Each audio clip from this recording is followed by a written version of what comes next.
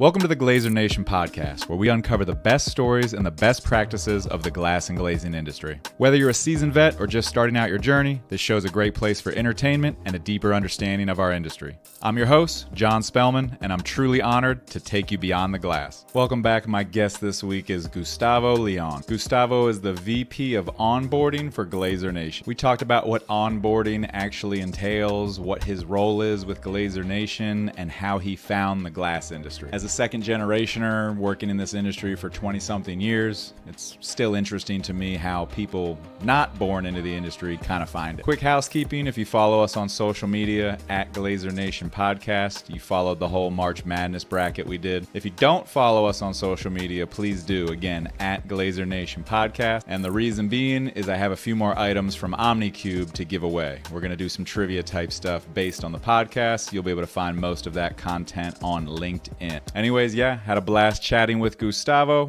Hope you enjoy the show. The Glazier Nation podcast is sponsored by Glazier Nation. You can check out all their offerings at glaziernation.com. If you're interested in sponsoring the podcast or other marketing opportunities, go to glaziernation.com/marketing.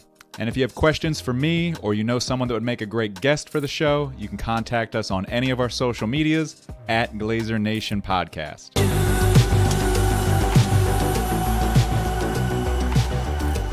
So, Gustavo, thanks for joining me, man. You are Vice President of Onboarding for Glazier Nation. That's correct. That's right. No, thank you, Mr. John, for having me on the podcast. I see it a lot on TikToks and Facebook, social medias. I'm really proud to be a part here of the Glazier Nation and Glazier Nation podcast. Tell my story a little bit. So, I'm excited. Thank you. Yeah. So I want to get into all that. I want to get into all the details. But first, I think, what is onboarding? So pretty much I'm the vice president on sales and onboarding. So what I do is I do take care of our customers.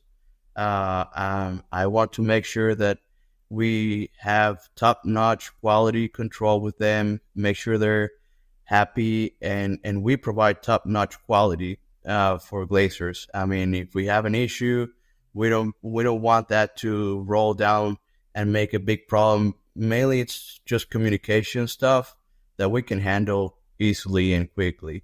And just to clarify, just to clarify, the customers are the glass shops and the glazing contractors, right? Correct. Yes. So we have glass shops and glazing contractors. Yes, sir. That's correct. And the onboarding is there a level of training? Is it just like the profiles? What all does that entail? So onboarding, we call it onboarding. It's mainly focusing on following up all the documentation and all the stuff. Like, let's say we get a customer that's interested in using our services. I sent the job form link, and then we go from there. We have all the documentation needed, and I have to prep all that and create a profile to showcase to the customer, several profiles. Let's say you need someone with OSHA 10, we got you covered with that. I'll do my research and find and pull all the guys that we need. Let's say you need someone on specific systems like Unitypes or whatever, we'll make sure that we find all that. It's pretty much it's like a job filling out order pretty much. Yeah. How do you... Let's. I want to hop back to that. I want to hop back to, let's call it kind of like the outline of services you're providing those glass shops. But first, I know your background was not in glass. You come from Venezuela.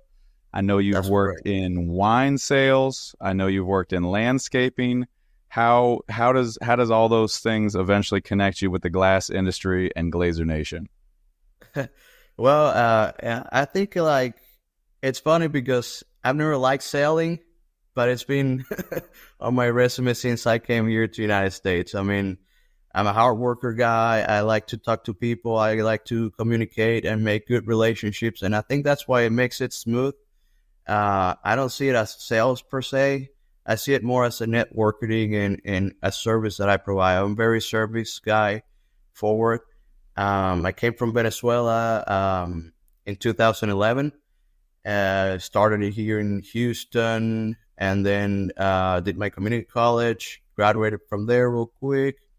Well, first I had to learn English because that's the first step I had to do. I forgot about that. I had to learn English, then do community college, because I wanted to go for college straightforward, but it's really expensive. Sure. Then I moved to Oklahoma because in Houston I wasn't learning much English, to be honest. I mean, all my friends, everybody speaks Spanish. And that's where I had a little bit background on the wine industry. I had a job offer for a wine sales and wine representative and warehouse manager. It was like an all-in-one job.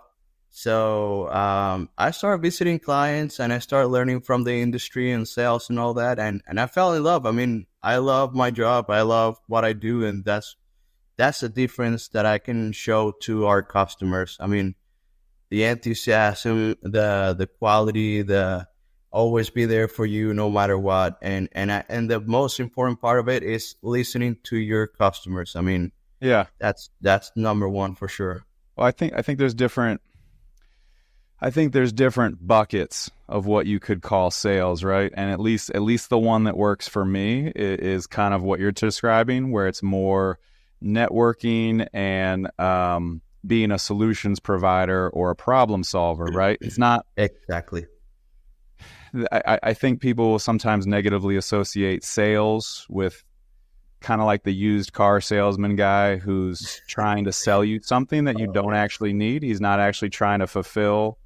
He's not actually trying to solve a problem, right? Yes. It's just a pushy guy that you need. It's annoying that you're like, come on. Right. Man. But if you have a problem that needs solved, a salesperson, almost comes off as more of like customer service, and they're helping you. And in the end, yeah, they're selling you something. We all need to eat, right? So correct. It's a business. I mean, it's an industry. It's a business, but that's why I want to make it more personal, more relatable. I mean, I've been honest to my customers. Like, I've been doing like wine sales. Then I did some landscaping because that's a job that was available. And then, I was just like, what is it called?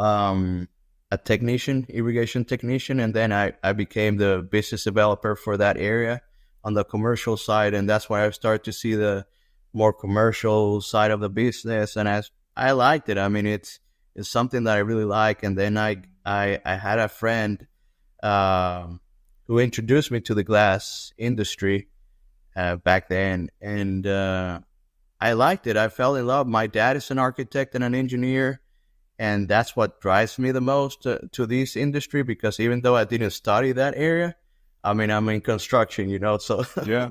So it kind of fills my heart on that, and the very little time I've been here in the glazing industry, I see that it's actually how they describe it as a family, because they give you the opportunity, and I've learned that it's actually it's a learned skill. There's no way for you to learn on the industry, so you actually have to go to the job site, and someone has to teach you how to become a glazer. There's not like a plumbing certificate, or electrician college that you could go to. I wish we had one. I mean, it'll be awesome, but we don't. So I mean, even myself, I had to go to the job sites, and I've done some installations, and I like it, man. I could be in the office, I could be in the field. I feel the same passion that I do. So your friend that connected you with the glass industry, did he connect you with like an installer, like a glazing contractor? So he was pretty much what we call a sub. Okay. And then we wanted to. He always talked to me about Glazier Nation, how big it is, and how good company it is. And we wanted to get some business with them, and that's how pretty much I met Mr. David and Mr. Matt. And at the time, it was good. Everything was good. I liked it. I saw the vision that they have. It's more like a commercial side where I was like really excited. Yeah. And I saw the opportunity, and I got the job offer, and I took it for sure. So I mean, I'm happy where I'm at right now. So you mentioned labor sub, and I think it's probably common knowledge. There's good ones, there's bad ones out there. I know probably you have probably been through maybe some battles, maybe competing with them or dealing with them, or maybe there's a better story in a deal with a customer or a general contractor. But what I'm looking for here is, and I know you've got something. Tell us a battle that you've been through with Glazier Nation, and you don't have to mention any names or companies, but something that you guys have gone through, and how did you solve it, or how did you not solve it? So, I mean, it's a weekly basis. I mean, it's a tough industry, but everything in my point of view has a solution. As long as we're professional, as long as we communicate, we can get into some common ground. And that's what I really like about this, that I can be really communicative, and I also can listen as well. So, I mean, we've had some battles for sure, like you tell. It's mainly, I mean, it's tough to think just one, because, one that really highlights everything. But well, there's got to be one in there that you don't have to, again, don't have to mention the name of any company, but how'd it go down and how'd you solve it? I'll say, let's put it this way. I mean, a lot of people think that the hardest part is finding the guys to work for you. I want our customers to feel secure, because we always be like, I treat every customer the same. It doesn't matter if it's a small shop or a big shop, or you're like an old school type of shop or a new industry, which is really aggressive right nowadays. I treat them the same. I give them 100% quality. But I think the hardest part is when you get an order to fulfill with like 25 guys, and you give your everything, you give you call everybody, be like, hey man, I need this job. I can help you here. What do you got? What people do you have? Okay, so because we got to do a lot of vetting behind the scenes. It's not like, yeah, I have a friend who has a friend that can work for you, which is what the glazing industry has been facing for the past couple years, and to my knowledge, and this is something for me that I've seen with my own eyes, right? Yeah. So that's why we have this vetting process and all that stuff. But to make it short, I think I'm getting off the topic. But to make it short and simple is, I was able to fulfill the order within, I'll say, 24 hours. I was on vacation still. I was able to fulfill that order in 24 hours. I was on vacation. I had everything ready and prepped and everything good, and presented the profiles. We did the vetting. I mean, it was amazing team effort, and we got the offer turned down. So that shows you that there's a lot of competition. Yeah. That shows you that, I mean, even if you do your 100%, you still gotta be willing to go back and see, like, just use it as a impulse to see what happened or become better. Because I gave my 100%, and I'm pretty sure it's not something that we missed. It's something that it is what it is. Sometimes you win some battles, you lose some, but yeah, the ones that you lose, you get a lot of knowledge, and that's what I think that's the battle that I've had on my personal level for sure. So off the top, I think we bookmarked it, calling it the bullet points of service or whatever weird term I threw on it, but that has to go with what you're talking about, vetting.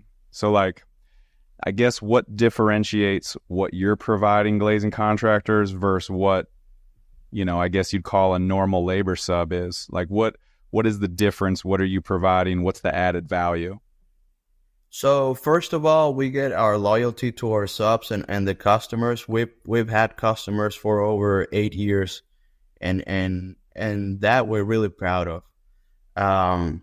The process that we do of vetting is we do the interviews. We have some exams that they have to take. We have some safety courses that they have to take, and we have Alexander Dominguez, which is joining us later on, who is our main key to actually do the vetting, because we have a guy on the field who can actually ask you questions that you're not gonna be able to answer if you don't know it.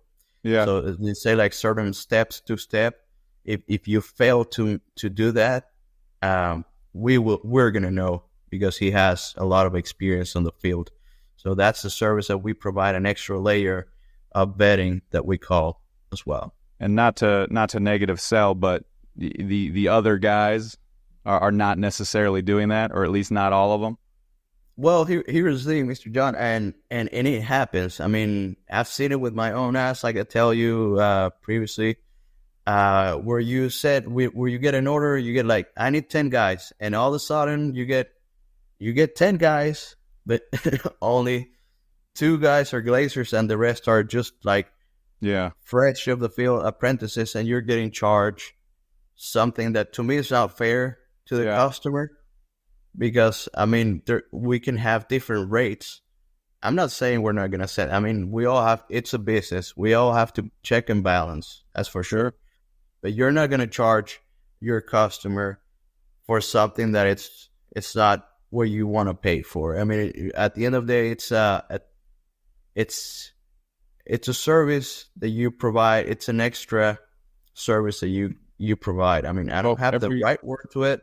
Everything has a different value. You buy your kid a $20 baseball bat from Walmart versus a $300 baseball bat. They're different baseball bats, right? Same with shoes, same with clothes, same with cars.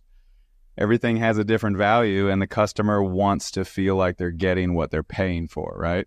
Correct. And that's why I want to be transparent on it. And that's what we brought in the general labor as well. I mean, this is something new to the industry, but we can use a blended rate to the customers because this will help you get better job opportunities as a glass shop or a GC as well, because the labor rate goes down substantially. So, Gustavo, what is the most surprising thing you've learned about the glazing industry since you've been involved in it? To be honest, it's very competitive. I was expecting that for sure, but I'll say there's 2 things. One, the industry is like really family oriented, and I feel like the glazing industry, even though you see buildings everywhere, surrounded by glass and all that, it's not that big. That's something that surprised me the most. I'll say that one for sure. What's the best piece of advice you've ever received in your career? Best piece of advice is to be honest, 100% of what you do, give your all, and to do something that you really like, and then listen. I mean, a lot of people just talk and talk and talk, but we got to listen sometimes, and that's the best advice that I can do. It's brought me real far, and I appreciate that advice that I got in life. I think that's great advice for anybody, right? But like, yes, specifically sales driven, the honesty and the listening, right? Sometimes your client, your customer kind of just wants to vent about something, right? Or maybe they're just maybe they just don't quite know how to tell you what they want. And if you just listen, you can sometimes find it in there, right? Right. Yeah, you don't gotta push it too much. But yeah, I mean, sometimes I get a call to one of our customers, be like, I just need to listen something real quick. I just gotta do like a quick check, and then all of a sudden we start talking about like vacation and what you do, what are your hobbies and all that stuff. And they're like, oh, let's get back to conversation. You know, that's what I like. I mean, that's the thing is good. One more note on the glass industry being small. Yeah. And that's a common theme with like most people I talk to on this podcast is like, yeah, you're right. There's glass everywhere. And I just talked about this with Youssef the other night, is like, there's glass everywhere, but people look at the building and they don't really understand that there's like a specific trade that does that. Correct. So that is a good comment. You talked about building the profiles, being able to provide your clients with specific individuals, whether they have certifications or specific products. You know, what can the glazer or installer that wants to get better opportunities, what can they do to better themselves, to better their profile? Absolutely. I mean, finding job for people that really, really need, and you can feel it in their voice when they're actually hard workers. That's something that you can feel sometimes. So my advice is everyone take OSHA 10. I know it's a long process, but it preps you for safety and everything. It's a long course, but you'll get a lot of benefit from it. That's my number one thing. Second thing, be honest. I mean, be honest on your skills, be honest on your learning experience and all that stuff and the systems that you know, because at the end of the day, if you're not honest and we sent you to a job that you qualified for it, apparently, and you are able to go, you're gonna go home. And it's gonna have a bitter taste in your mouth. It's gonna have a bitter taste in our mouth and for the customer as well. And that's what we're trying to avoid. Because if you tell me you're an apprentice, I will find you a job for an apprentice where you can learn and you can grow. We want you to grow. It's not like we're selfish and be like, hey, you're not allowed. No, we want you here. There's a lack of workers out there, and we know it. I think I was reading in some magazines and all that stuff, and I believe it's somewhere around 60% of lack of workers out there for our industry. So that's something really interesting. So there's a lot of job opportunities. It's not crazy busy to learn, and I know that our guys are our foremen, our leaders, our subs. They are willing to work with you. Just be honest. Take your courses. Take it one step at a time. Don't rush it, and it'll come to you naturally for sure. Yeah, there's we keep talking about sales and honesty, and there's a parallel there, right? It's like, as a salesperson, there's a potential to sell a project by lying all the time, right? Yes. But if you do that, you likely will not ever sell a project to that person again. Yeah, you can get away with it one time, maybe. Right. But I mean, there's a saying in our town in Venezuela, you're like, everything, no matter how big or small the secret is, it'll come back to you.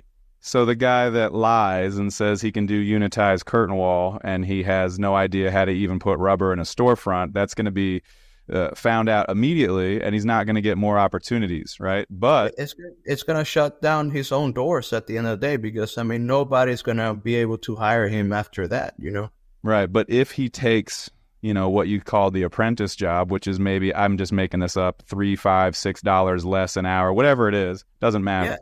Yeah. If he takes that 1, 2, 3 times, and now he can move up, right? Now he's learned a set of skills. Right. I should say he or she. I know we've got some female glazers out. Oh yeah, we got some really good ones as well. Yeah, and that's one thing that surprised me as well, and I've seen it around as well. Some female workers here that are even better than our guy. Yeah, it could be. Yeah, and we've had a female glazer on the podcast too, and like, if you want to talk about any biological differences between male and female, that gap is being closed through technology and the use of power cups and tools and robotics.